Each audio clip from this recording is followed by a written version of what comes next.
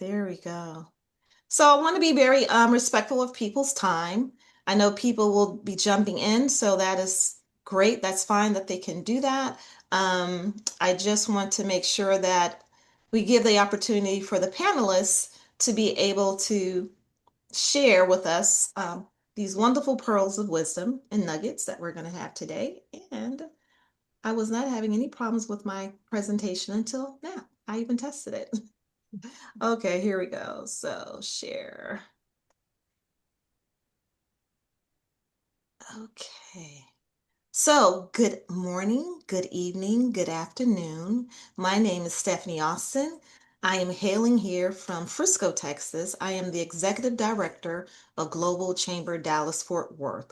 Welcome, welcome, welcome. We're so excited for everyone attending today and to be a part of the discussion and also the learning, the tools and information that we're going to receive from our special guest.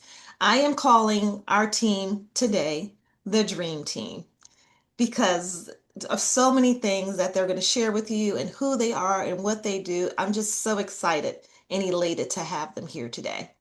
So let's get started. Let's talk about some housekeeping items first. Please make sure you put your phone on your microphone on mute because that'll drown out any background noise that we may have, any phones ringing, people walking in. And then also, please share information in regards to who you are, how we can contact you. This is truly a networking event where I would like you to walk away to meet one or two people you have not met before and be intentional in building a relationship with them, finding out what they need, who's their ideal client, and then being able to connect them with that. It's not always about how give me, give me, give me. It's sometimes open your hand and giving, and so other people can receive. So I just wanted to share that today. So feel free to drop your information in the chat area there. Okay. So let's talk about Global Chamber. Global Chamber has more than, hold on, my screen is gone again. Sorry about that. Oh, I was not having any problems at all. There you go. So, Global Chamber has over 605 plus chapters. And so we have grown. We have grown exponentially. It's so exciting to know that we have chapters in different metros, cities, and then also across the globe. We are specialized in exporting, importing. We're intentional and trusted. So it goes back to being intentional about when you attend our Globinars, be intentional about meeting people, connecting with them. But also, if there's any particular client that you're interested in, your executive director or our leaders can be intentional with connecting you with people, having a warm connection. We are AI friendly. We are on board with AI. We have the Globy, simplifying growth, being able to get in there, learn more about our clientele. We're so excited about that. And the reason why I can tell you why I am excited, because sometimes as a seasoned um, business person, we get comfortable with some of the things that we're accustomed to. And so when you get comfortable, you sometimes miss the boat by not being on board with AI. Global Chamber has jumped on board, embraced it, sharing it with their members and their teams, what we can do. And so really excited about it. Other thing I love about Global Chamber, we are beyond borders. We're not just here in Texas, we're across the United States, we're across the pond. We're in over 195 countries. As I mentioned to you, we do warm introductions, we have events. We have over 800 events a year. That's a lot, right? And so not only they're virtual, but we also have some that's in person. So make sure as a Global Chamber member, and if you're not a Global Chamber member, I have something good for you at the end. Um, Join in on some of our Globinars that we have. Next. So what do we do? So many people say, well, what is Global Chamber? I get that often. How are we different? Especially here where I am, like, how are you different from regular chambers? Well, we're different from city chambers or local chambers because they are just that. They're local chambers. They're local chambers. They're connecting with people within their city. Some people may have some connections outside of that, but for the most part, local chambers are just that. When you're a member of Global Chamber, you are of Global Chamber, let's say Dallas Fort Worth. I'm choosing that because that's my city. You're not only a member of Global Chamber Dallas Fort Worth, you're a member of all the 605 metros. and in 195 countries. And so what we do, we export, we're exporters, we're service providers, we're investors in ecosystem. I'm not going to read the bullets because we are um, adult learners. So adult learners are able, and plus it's easy to read. So therefore I won't read that to you as well. So the challenges we address, we're growing globally is complex. Companies face finding the right targets, right? How do I meet those people that's in this particular business? It's hard when you call cold call because it's hard to get past the gatekeepers. Well, as with Global Chamber, there's someone within our network can also always introduce you and do a warm connection, which helps alleviate going through the gatekeeper. There's other things that we have trust issues with trusted issues with global partners. Recently, even with Doug, he was introducing me someone here in my town and right here in Dallas, Fort Worth. He said, Stephanie, hey, did you know? Connect with this person. And that's because the relationship he has or someone in his city has. So it's such a great organization to be a part of. So let's talk about why we're meeting here today. We want to talk about, I'm going to go to this slide real quick, and then I'm going to come back. Our title is Leading Through Change, Building Resilient Global Teams in 2026. So I want to talk to you a little bit about the 2035 workforce. And I must tell you, my business partner's sister, Connie, is the one that shared this information with me. It's not from Stephanie. And that, I mean, I'm like, that's why it's so exciting to have partners as we do. Information that you may not know or know where to get it from, there's people within our organization who does. So she was saying, Stephanie, do you know the workforce is going to change? You know, what it's going to look like in 2035? I'm like, no, where do you get that from? And she shared it. And many people are afraid of automation, AI, because they feel AI is going to take over my job. But we're here to tell you it's not. By 2035, human and technology are going to complement one another. The skills are required. Technology cannot do it all. We're going to morph, we're going to change. Demand centers on collaboration, communication, and creative thinking. So AI and other technology need our input. Problem solving and digital information literacy grow value across all roles. Foresight programmers agree success depends on combining tech fluency and human connection. So I'm not going to go through all of this information. I just want you to be aware. There's four essential skill clusters for 2035: collaboration, communication, creative and analytical thinking, self-management, resilience, human-centric leadership, and social skills. Transversal, not technical, transferable across most occupations. You're going to learn more later.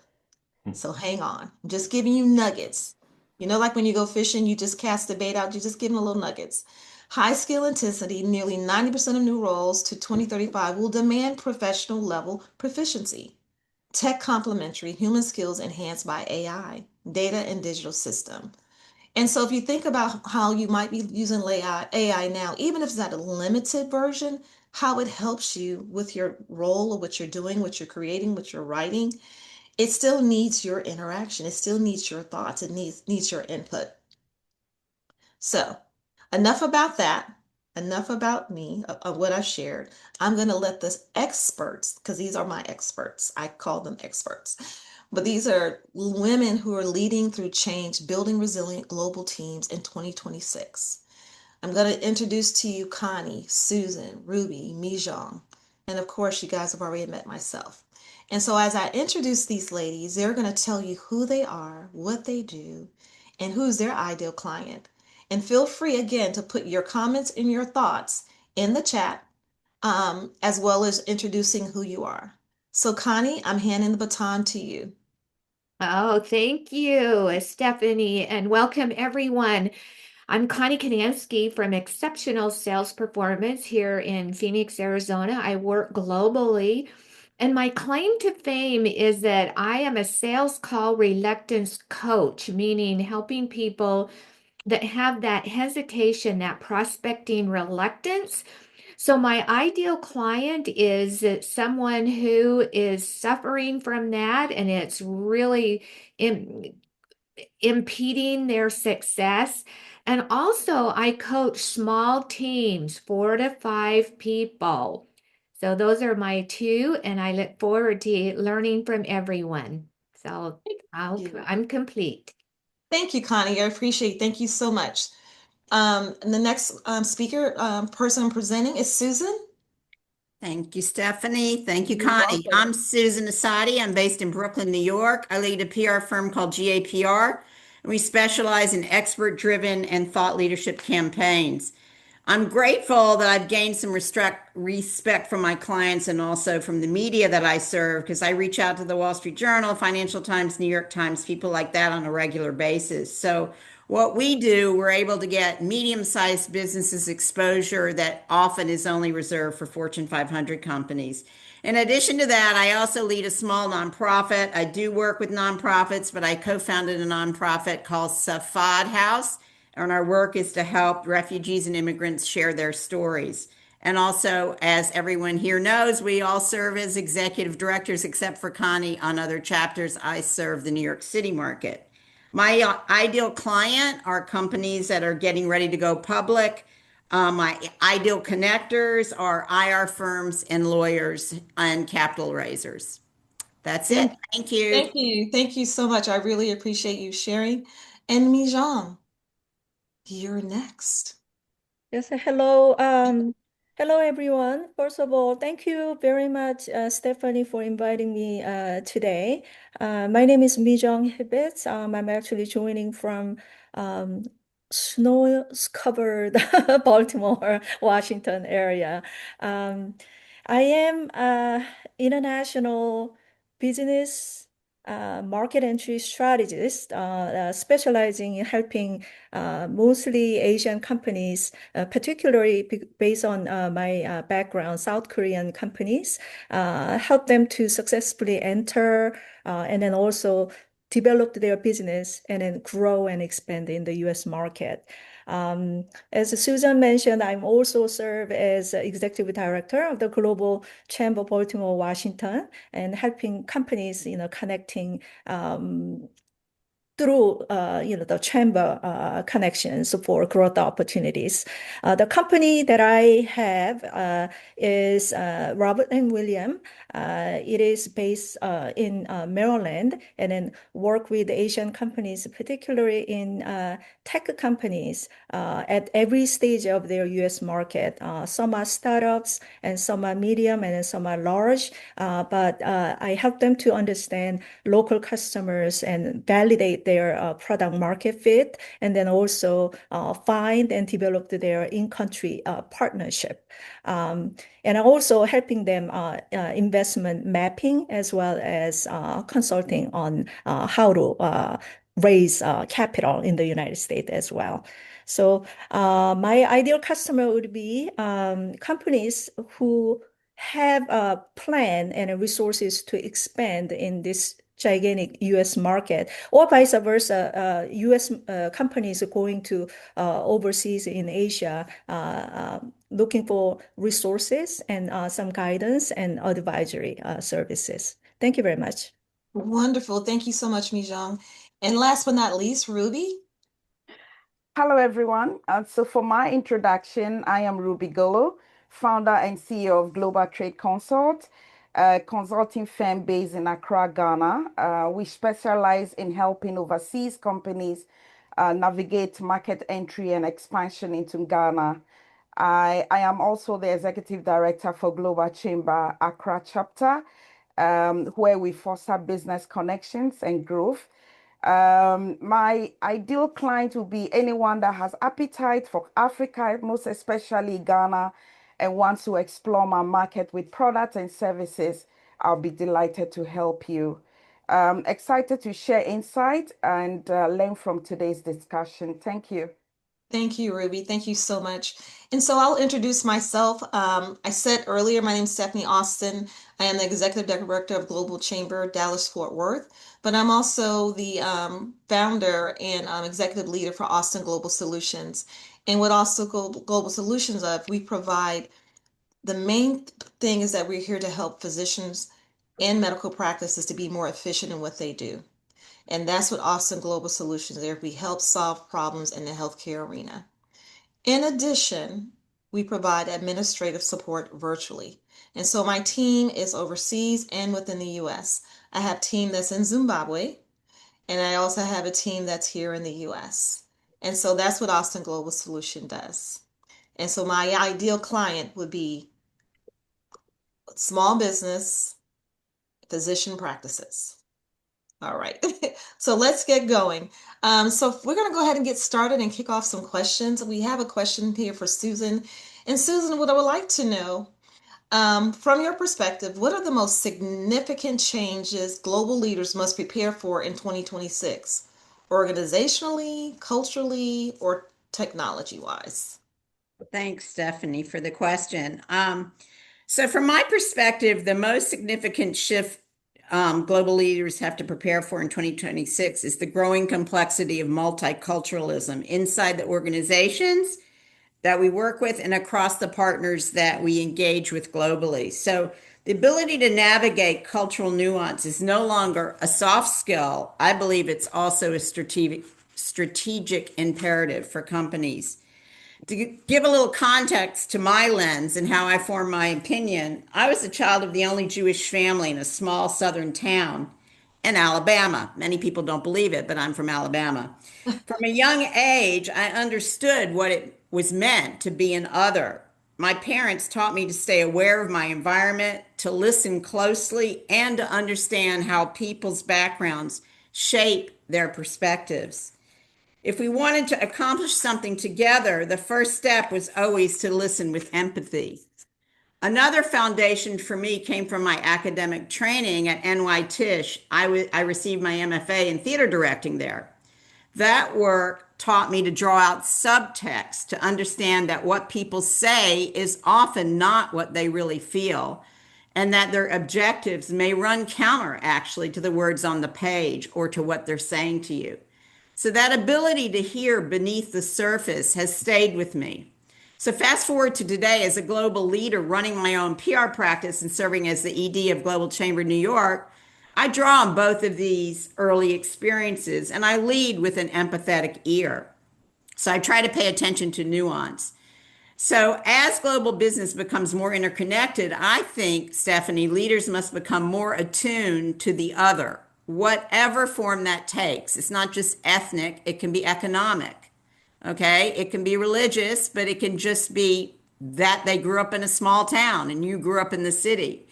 So success in 2026 and beyond will depend on our ability to recognize those cultural roots, understand subtle cues, and build trust across difference. I'm just going to share one story here, Stephanie, if I have the time.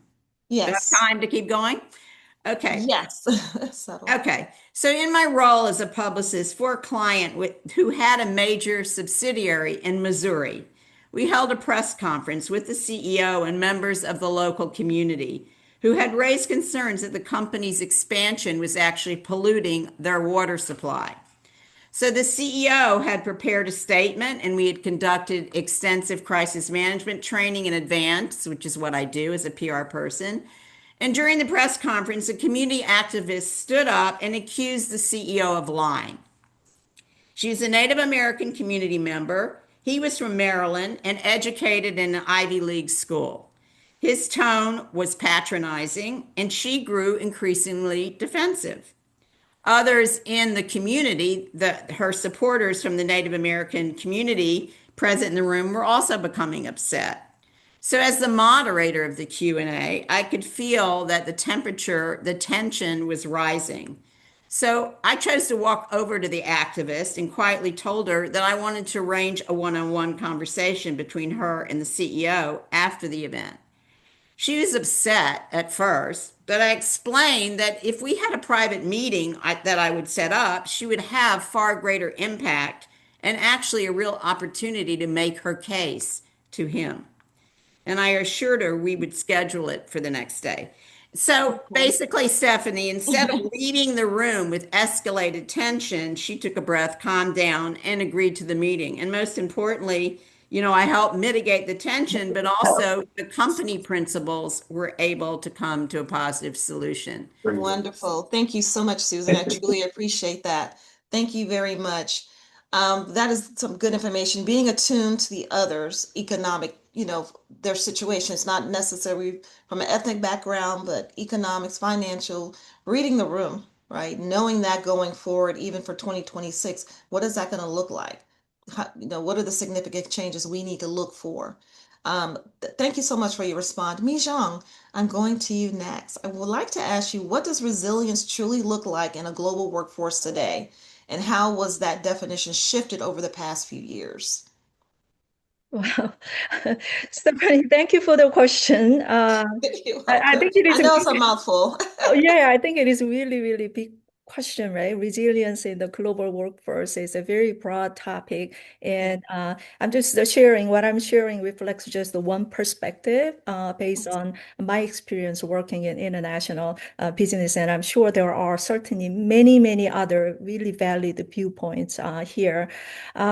We hear the word like resilience often a lot because, you know, I guess in global workforce setting, because the way we work has changed really dramatically. The global economy is really deeply interconnected, and I think the technology really connects us, across borders and time zones. And even companies that consider themselves domestic often have sales teams in different locations and customers in multiple time zones and supply chains, that are global today. So Yeah. today's workforce really include not just employees and contractors and partners spread across the region, often connected through the technology. My consulting work, I also collaborate with the teams in Asia and then also different states here in the U.S. West Coast while I'm in East Coast. And the companies, the startups that I working with, the startups, for example, they relying on really global talent for engineering and marketing and customer support and more other services that they need for their business. So I think that the challenge is, but how do you really sustain, those performance and then also trust, right, among them, and then also engagement, increase continuously those engagement when particularly big changes or the disruption is happening. But I would say those changes are constant these days. It's not just the one time and then we can go back to the normal, but it seems like this change is just continuously happening. Um, so I think that the definition of resilience really over the time has shifted. I think that traditionally it is more like endurance in Korean word. I'm Korean. The gungi. It is more like pushing through challenges and bouncing back from crisis or and then returning to normal. But as I said today, I don't think that there is a no stable normal kind. I think that we are operating in an environment of continuous disruption. We went through a pandemic, and then now this geopolitical uncertainty, tariffs, and everything else is just through the roof. And rapid technology changes like AI. I don't know what tools will be there tomorrow because I mean there are so many out there, so many changes happening. All at the real time at workplaces. So I think today's resilience is really less about really bouncing back, but more about really adapting continuously.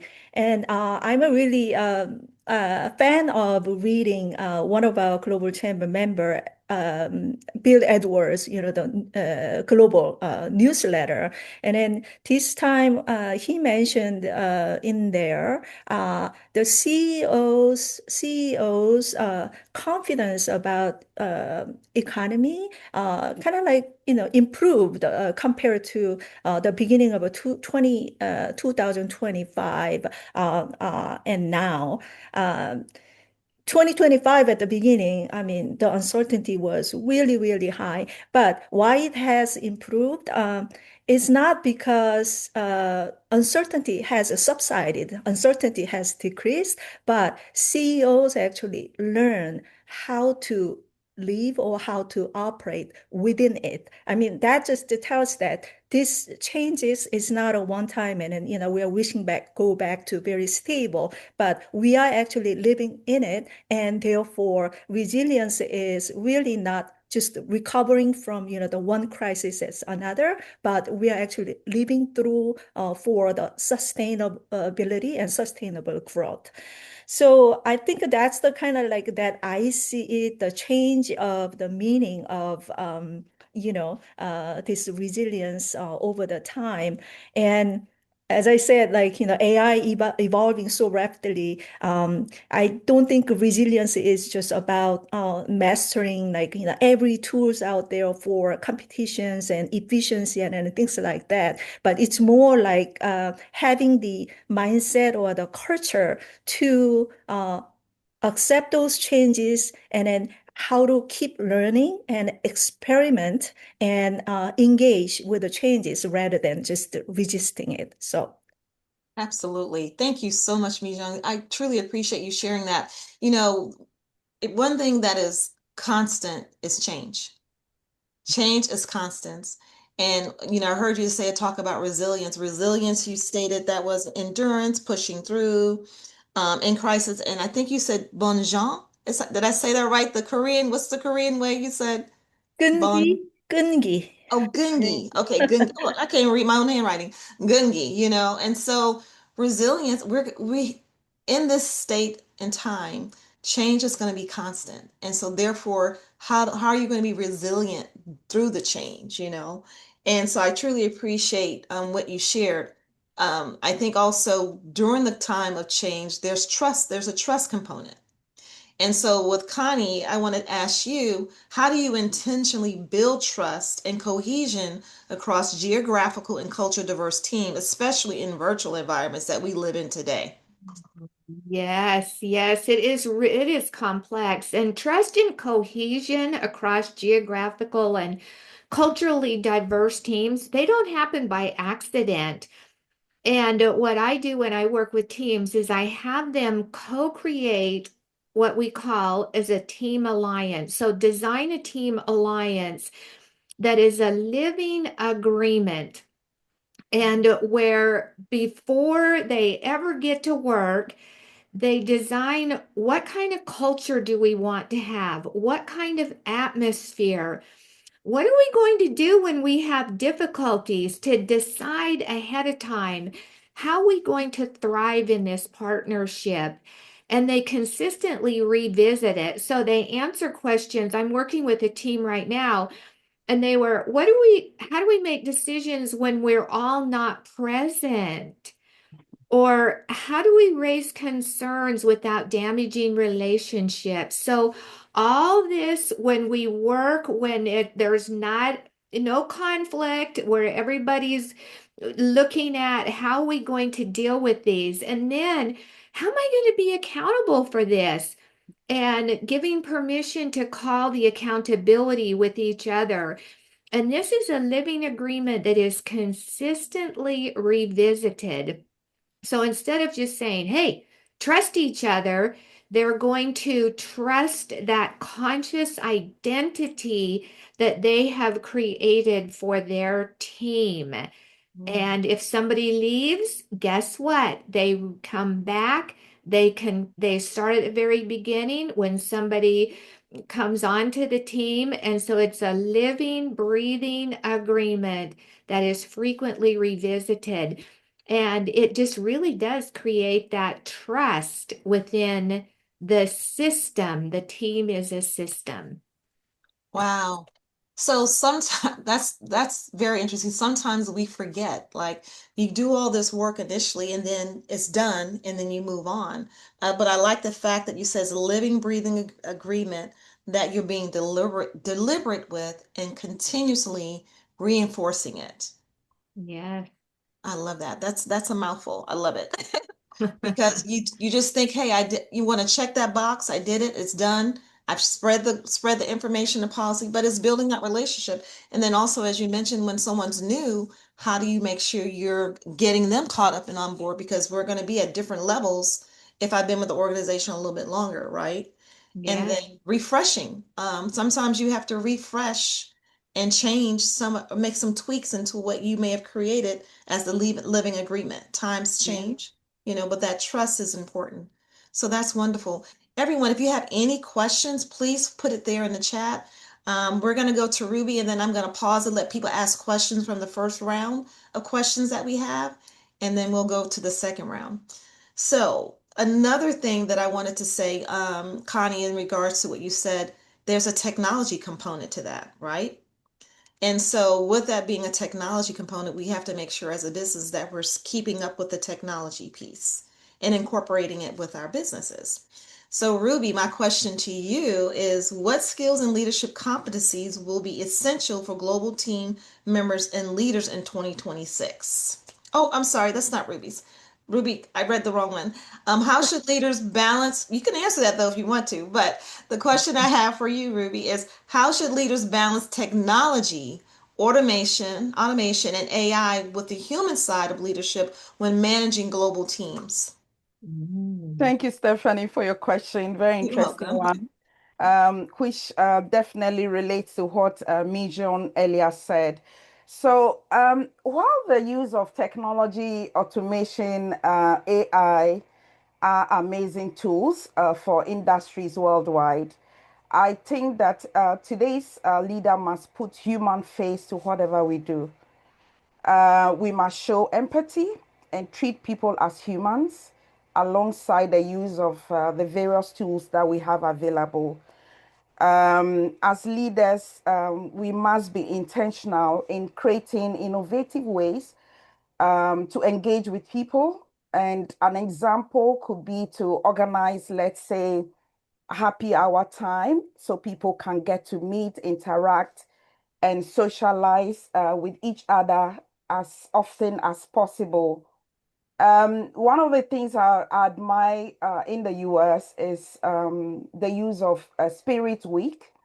That is to boost team morale and engagement, where throughout the week, various activities are planned where people are allowed to come into work with pajamas or, dress crazily and all that. And I see that as very interesting. And in Ghana, for instance, most corporates, we wear traditional wears like the one I'm wearing, just to show our culture, to connect with people.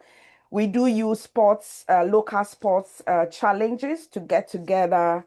And so people can look to incorporate these kind of activities to be more relatable and engaging. In many African cultures, leadership is relationship based and trust is built through personal connection. So we can't avoid that. We have to engage with each other and meet and socialize. So therefore, successful integration of technology and human interaction, such as mentorship, community engagement, to me is key to success. Like Mijon said, we are going to see new technologies come up, but we need to understand that we are humans and we need to relate to each other. So that's my take on the question. Thank you so much. Thank you so much, Ruby. So, my takeaway from what you said in regards to how do we intentionally build trust and cohesion? Is that Ruby? Sorry. How should leaders balance technology? We Yeah, need to make sure there's a human side to that. Is that it's not absolutely. just all technology. We need to incorporate it together because we need a balance. And I was talking to a gentleman the other day, and he likes being behind the scenes. He doesn't want to meet in person. He really don't want to turn the camera on, and he's just doing everything technology wise. I said, you got to have a balance. You got to incorporate both Yeah, because one, your client tells are not going to always be people behind the screen, nor should it be. And then they need to see the human side of you. As you mentioned, Ruby, like you're wearing your custom attire, right?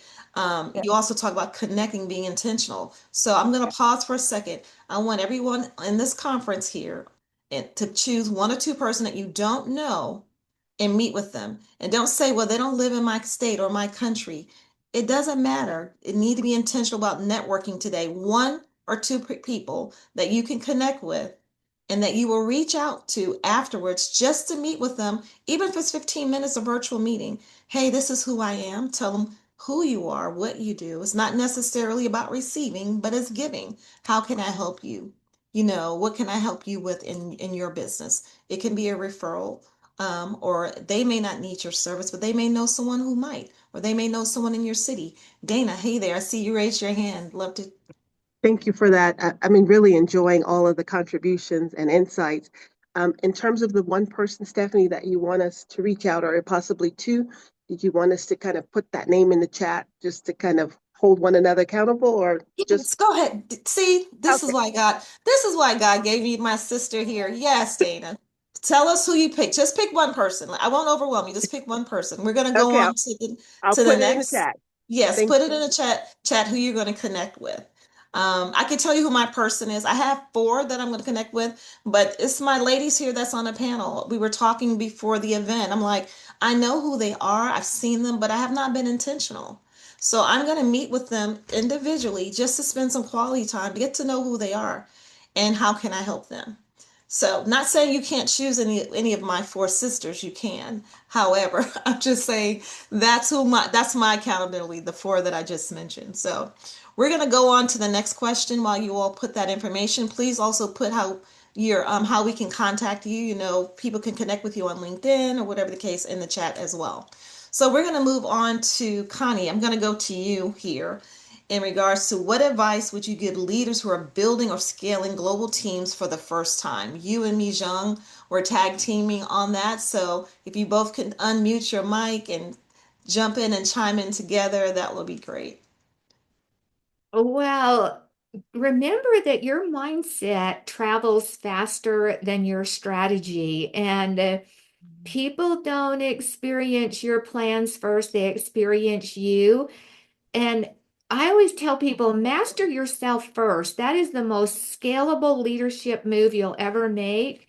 And I am a proponent of positive intelligence. And a few years ago, positive intelligence was offered through the Global Chamber. And it really gives an idea of how we unintentionally sabotage ourselves on a consistent basis. And if there's anybody here that wants to take that, it's a complimentary assessment. Put your email in the chat and I'll get you that. And then you can inform yourself. And then also know your people beyond their resumes, because in culturally diverse teams, misunderstandings often are fueled by assumptions. And really clear up those and clarify. And we've already talked about it. Ruby just talked about it. Build trust intentionally, not just accidentally. So I'm sure that Mijan has more to share there. I think it's Ruby. I'm sorry, I called the wrong person. It's you and Ruby. Oh, I Ruby. apologize. Oh, Yes, okay. Michelle, she was going to jump in, but it's you and Ruby that was sharing that question. Yeah, okay. So for me to add on to Connie's comment, I think leading global teams, especially from an African perspective, requires cultural humility. Leaders must recognize that work in your normal local setting won't work in another environment. So, what may be directness in New York may be as seen as disrespectful in Mhm. Ghana. And so you must be very mindful of what works wherever you are looking to build your new global team. To give you an example, I do come across questionnaires designed by US firms requiring applicants to fill out questions that are not related to African setting, such as the use of zip codes. In the UK, postcodes, for instance, are used, whereas in Africa, we don't use zip codes. Mhm. And you want applicant to state which states. So I think it's not relevant to put that kind of information. And so you need to understand which team you are going to work with, and be more flexible and adapt to the local rules, and to get it right. Another example would be the use of titles, which means a lot to people in Africa. So as leaders, we must be sure of addressing people correctly with their titles, such as chiefs, alhajis, etc. That way, we are building inclusion and celebrating cultural identities. Um, I actually do have a cultural hint document that I'll be happy to share with anyone that is looking to explore my market, so you are better prepared, so you know what to do. So that's it from me. Absolutely. Thank you. Thank you for sharing that. And you know what, Ruby, you're absolutely right. We were completing some information, my sister and I, and Bermuda doesn't have a zip code. Asking for a zip code. We're like, it doesn't have a zip code. And so it makes it very difficult if an applicant is applying for an opportunity in the States. They may be in another country, they may be remote. So how do you adjust with that? I think Exactly. another thing, Connie and Ruby, that I would like to add that I've seen a couple of organizations do that I partner with is that for virtual meetings, they have a rule and they created a policy that everyone camera has to be on. There's no if you're and I've seen companies where they kick you out of the meeting if your camera's not on. Mhm. Because truly people are not engaged. They're multitasking, they're doing everything, they're having a phone conversation, they may be having another Zoom meeting or a call and their camera's off. And so therefore they're missing out. They're missing out what's going on. They're not truly engaging and a person doesn't really know because you don't see. The other comment you made, Ruby, in regards to understanding the culture. So I'm from New York. And so my parents moved us to Atlanta when I was in my high school years. And then I remember working at a company and I was a director at the time. And so Susan will know, New Yorkers are direct. And so I said something to my leader and I'm like, that's not right. That's wrong. And he's like, you can't say that. And he's like, I'm like, but it is, it's wrong. And he's like, you cannot take the New York and put it here in the South. And then I speak a lot. I used to speak a lot with my hands. And there's like, we are confused because your hands are all over the place. I'm like, this is how we talk. What do you mean? I don't understand. What do you mean that you're confused? This is how we typically talk. So I had to learn. So you're going to have to adjust to your client. And I was on your call earlier, Ruby, in regards this morning. You were Asia doing business in Asia. They were talking about that, like having to drink 3 cups of tea. And I'm like, I would have not wanted 3 cups of tea in a meeting. One is enough, and I'm not really want to drink, but it shows disrespect. So you have to know your audience. You have to know your team. So going back to the question of scaling the global teams for the first time, I think, Connie, what's also applicable, what you said earlier, living and breathing agreement. Even on your virtual team, got to hit a living, breathing agreement. So we're going to move on. I'm going to go Bijan, and then the last question will be Susan. We'll have people ask questions and also to do an introduction. So we're going to move pretty fast. We have 5 minutes to do this piece and then give people the opportunity to talk and ask questions and introduce who they are.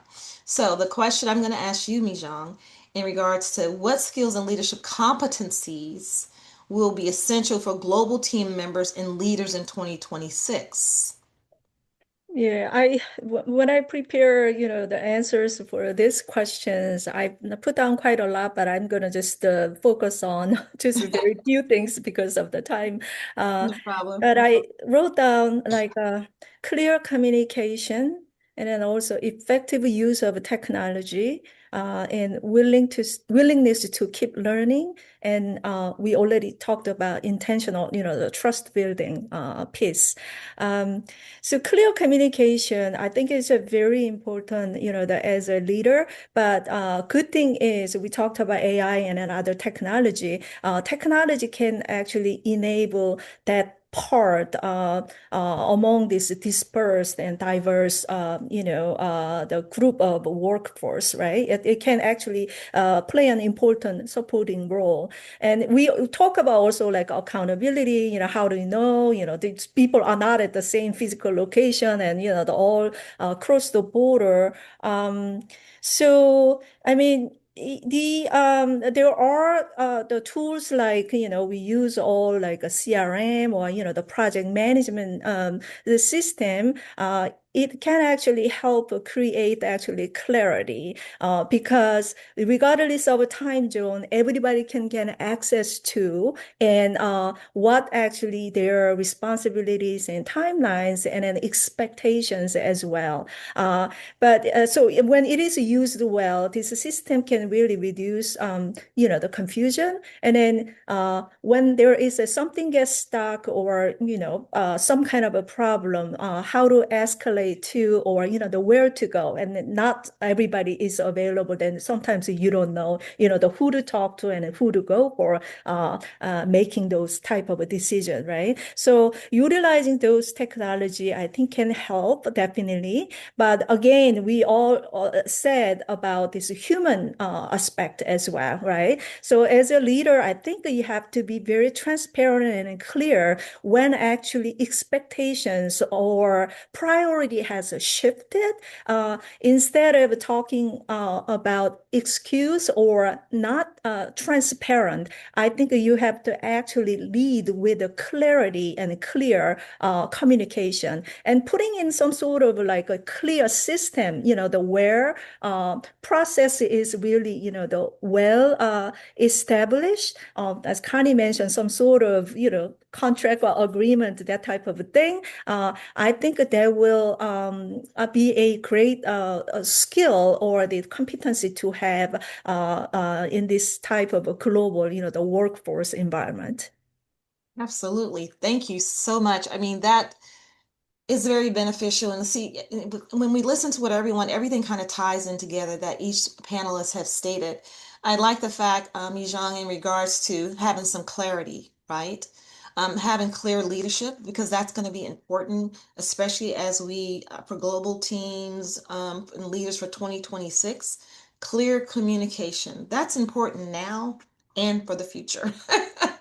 Clear communication is important because when you don't have clear communication, people are doing things that they think is the right thing to do, and they're not even living up to the agreement that is in place because everyone's all over the place. Accountability and technology. Technology is going to continue growing. We have to embrace it and adjust and adapt. And I guess I won't say adapt, incorporate it into what we're doing. How do you incorporate it? How do you make it beneficial to what you're doing? And so thank you so much, Mijong. I truly appreciate that.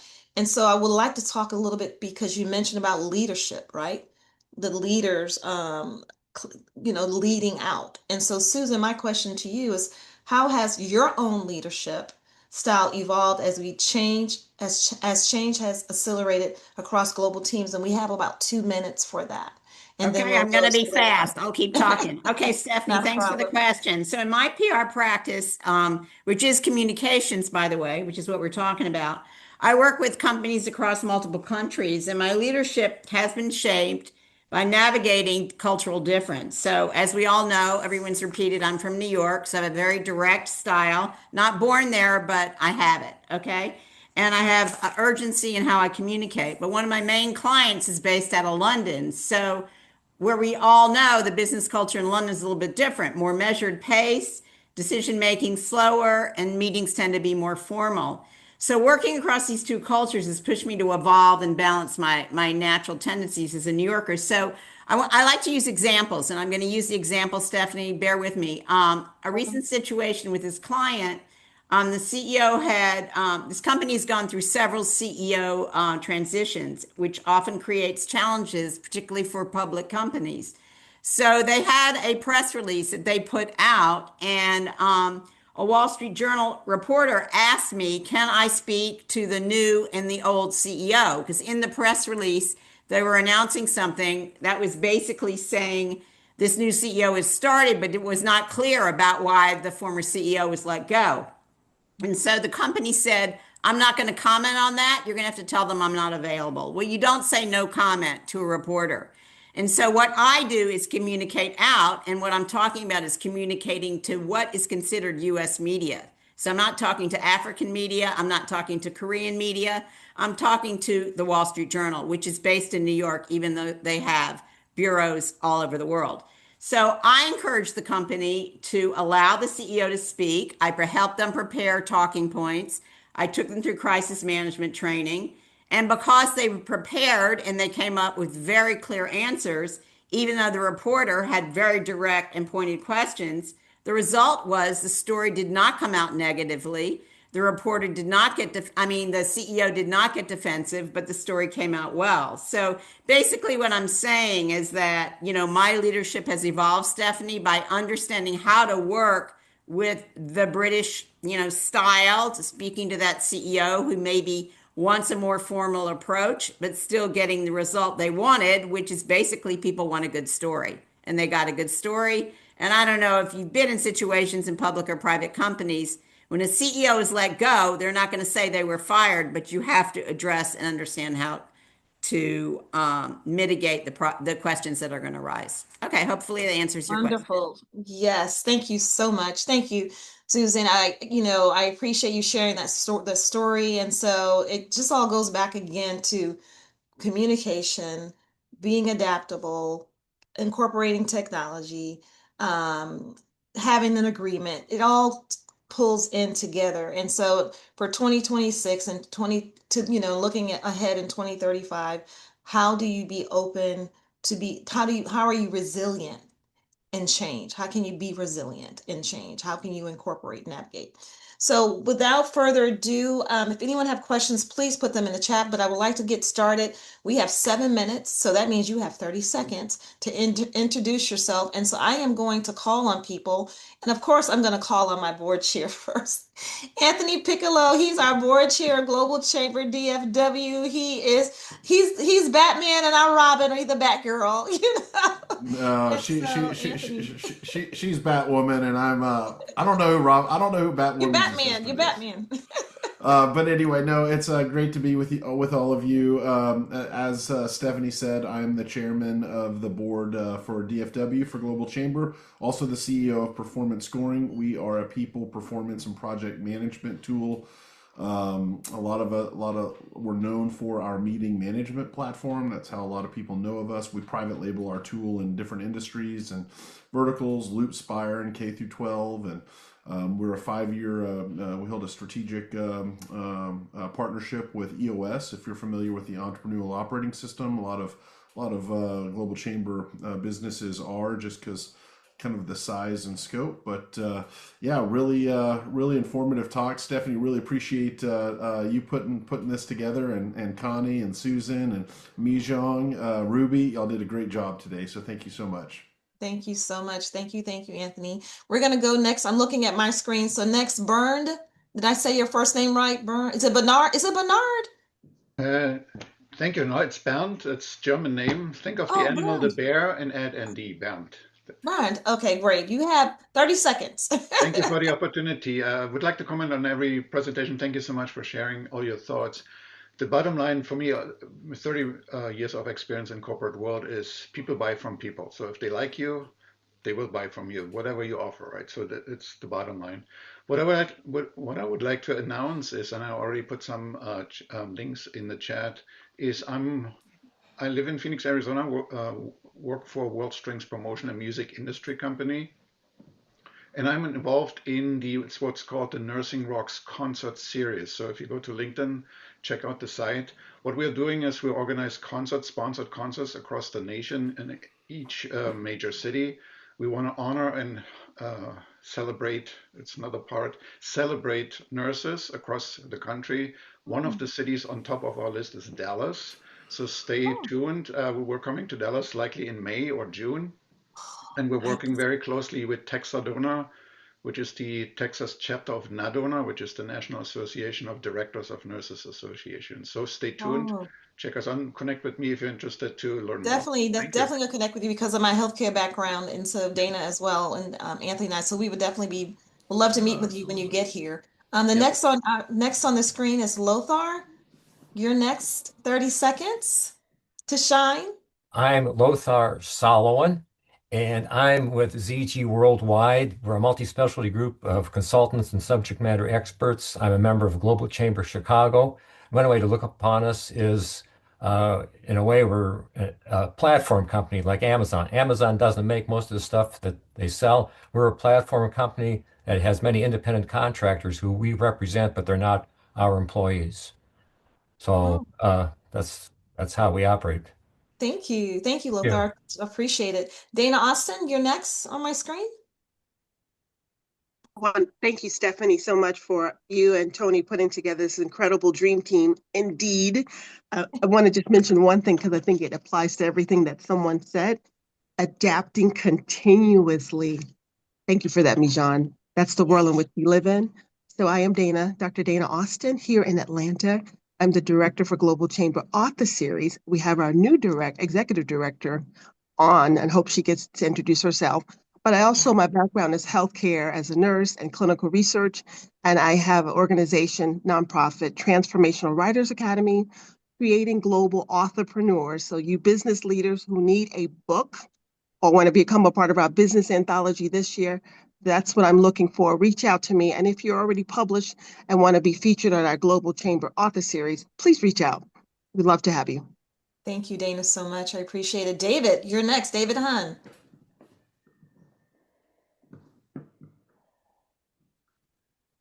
You're on mute, David. We don't hear you. Um,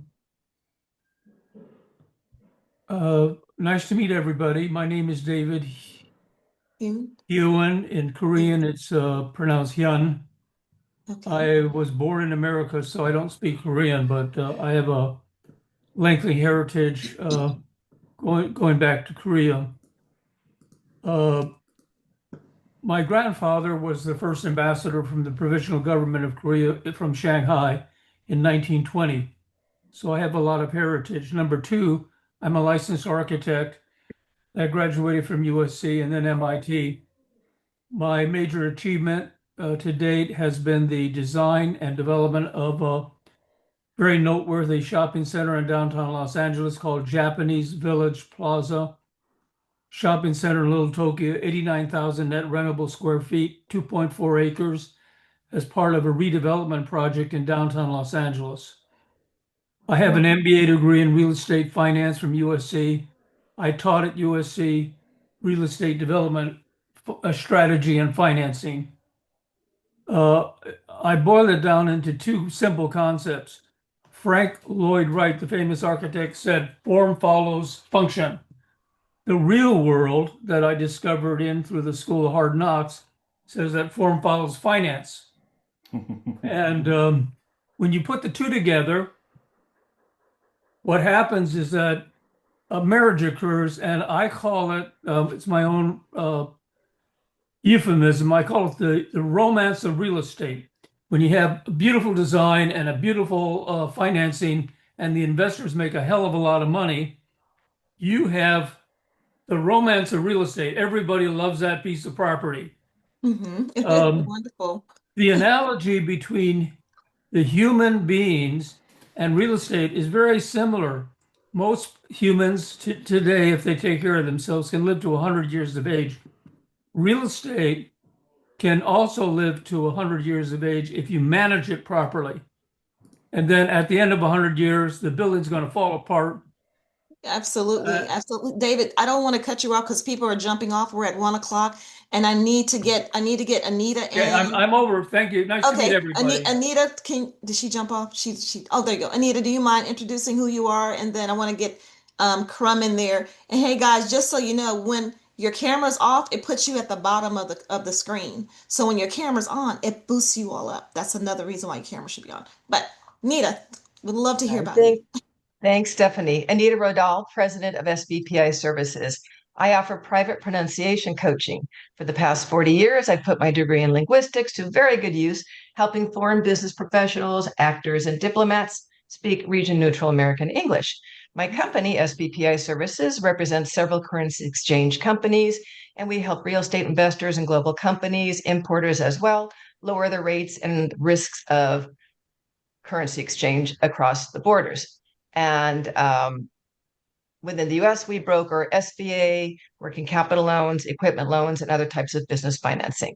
Anita Rodal, SBPA Services. Thank you, Anita. Michael and Lillian, I won't have you introduced just yet, but can you guys connect with Anita and connect Anita with Ruby? Because I think they might be able to use not Ruby Golo, there's another Ruby. Connect them with, is it? No, I'm sorry, Terry Bundy. Connect them with her with Terry Bundy because I think that service might be beneficial for her company. The other person, Crumb, you're not last but not least. We do have more people, but Crumb, I would love to hear from you. Hello, I am Krumpe from company Vemu. We are producer of food supplements, feed additives, herbal extracts, and enzymes.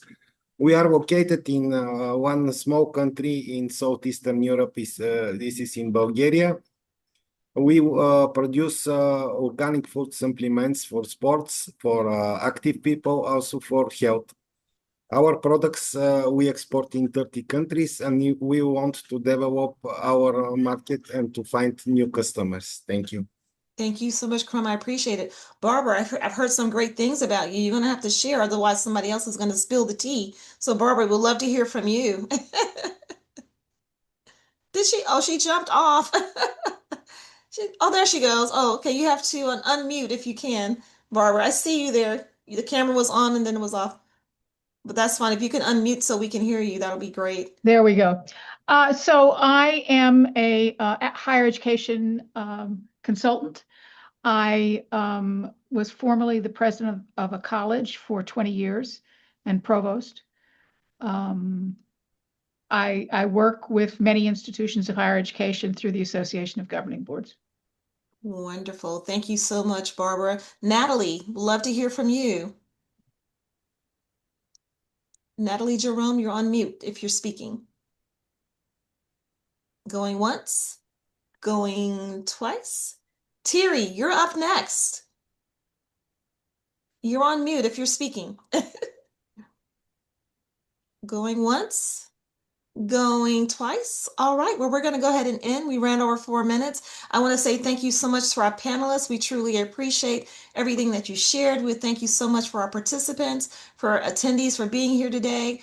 I think this was a great discussion, and it will be out there on YouTube. Once Doug and his team do their magic, they'll put it out there. Again, thank you, and don't forget what we're here for. We're here to connect and be intentional. So make sure you connect with that one person that you said you would connect with. Again, thank you for your time.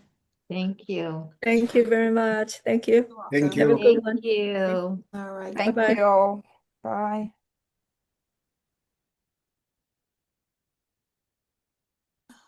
Okay. They didn't leave.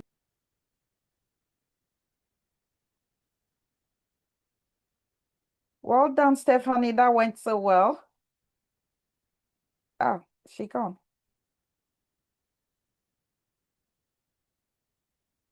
It was great. Yeah, I think she's left the room. Okay. It's great. See y'all. Have a great day, everyone.